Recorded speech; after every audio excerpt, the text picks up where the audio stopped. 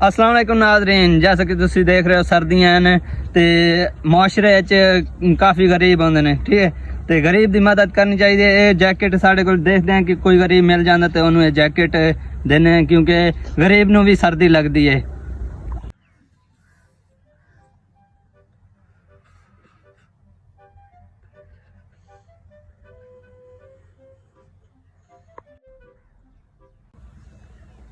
ये देखो जिमें कि इतने नाजरीन सानू एक गरीब मिल गया है तो यदी मदद करने इन जाके जैकेट देने।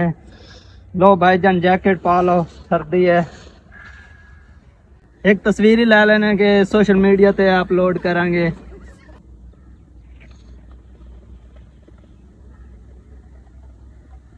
ओए दादा कैमरा कोई नहीं, तुसा केड़ी दुनिया जी रहे हो? तुहाडे मोबाइल दा रिजल्ट ही कोई नहीं। ये मोबाइल दा देखो हैं 13 प्रो मैक्स।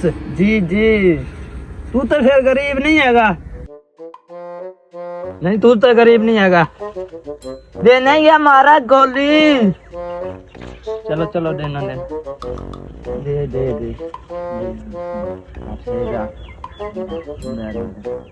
दे कोटी दा इलाही गरीब है का।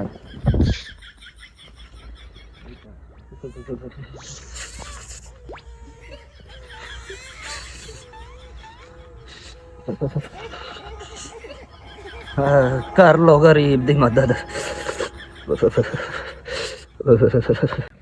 आता लॉटरी निकल गई, दो मोबाइल आ गए। कौन कहते असी गरीब है, असा तो अमीर दे दो मोबाइल आ गए ने हथे।